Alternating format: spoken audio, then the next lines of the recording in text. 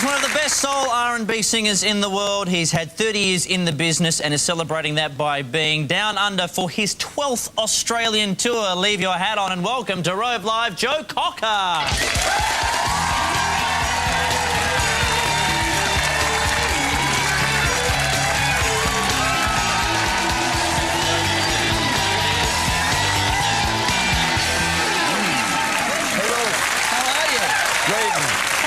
My friend. Cheers. Great to have you on. Thank you. So, we've got a lot to talk about in what is a short amount of time to span your illustrious career. But let's start your 12th time here in Australia. Correct. Oh, you're getting comfy, Joe. Getting loose. Yes. Right. Your 12th time here? Correct, yeah. And do you remember your first time? It was 71, or, you know, they're billing the new tours 30 years later, but I thought it was 71. Remarkable, you know, back then, because, you know, I felt like we were pioneering, you know, rock and roll pioneers. Is it true you were deported one time when you came here for a tour? They were trying to get me out. You know, it was... We'd done a world tour, and Australia was like the last leg. And I thought we were home and dry, and then whoomph, you know.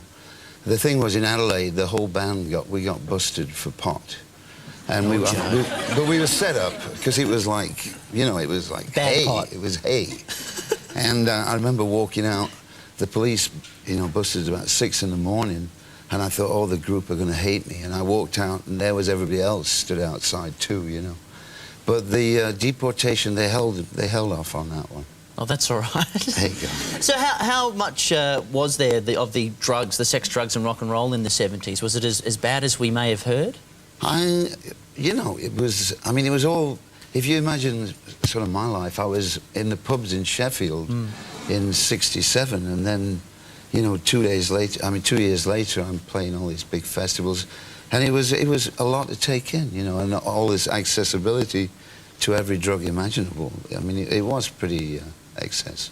And you performed at Woodstock, the original Woodstock. What was that like? Amazing. I mean, I did the second one too, 25 years later. But it'll, you know, it's just like one of those memories that's... Because it's very hard to sing to... once you get over 50,000 people, you kind of like just hoping that they know you're there, really. And so did you think at the time that you'd be going to another one however many years later? There have been a few times in my life I didn't, especially now to be still rock and rolling, you know, 58. But there were a few times in the 70s I got, you know, hit some lows. Is it true, I've read this, I don't know whether it's true or not, that I think it was not long after Woodstock you tried to get home to the UK because you've been touring for so many years, and the US Immigration Department wouldn't let you leave the country? I don't know where you got that story from. Okay. I misread incorrectly. Really? I heard a tale that they said, oh no, you still had tour obligations to fill, and so they wouldn't let you leave. No, I don't believe that. Because no one tells Joe Cocker what to do, that's why. And so now you're back here in Australia. You're selling out shows all around the country. Is it great to be back in front of the Aussie fans? It is. I mean, I kind of, you know, I haven't been here for 4 years, and I'm doing like the Aussie football show, you know, which was a good excuse to get me to come down, because I got some hardcore fans out here. Now, is it true you call them cockerheads? Not personally. No? No. Where am I getting my information from? Is that what they call themselves? Have you heard that phrase before? Cockheads or something? Not cockheads. No. Cockerheads. You're a hardcore cockerhead if you're a fan of Joe Cocker. Maybe.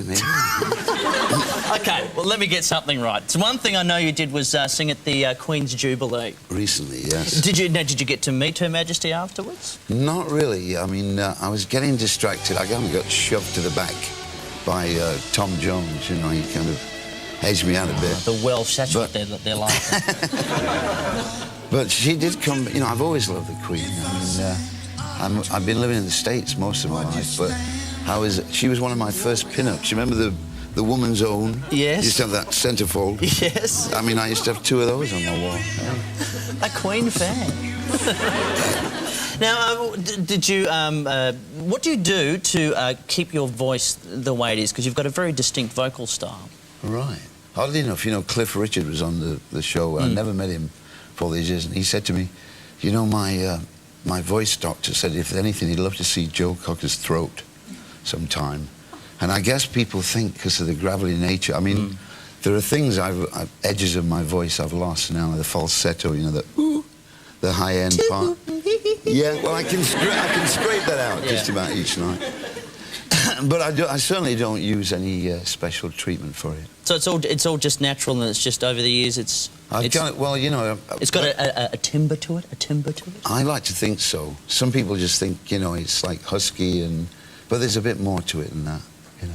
Well, it's great to have you on the show, and you've got your Brisbane show starts Saturday. Correct. And then you're going through pretty much the entire country, through New South Wales, Adelaide, Perth, Canberra, and you finish up days in Sydney. And you finish up in Melbourne on the 13th of October.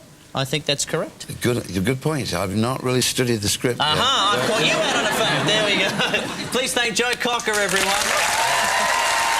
Great having you on. Thank you very much.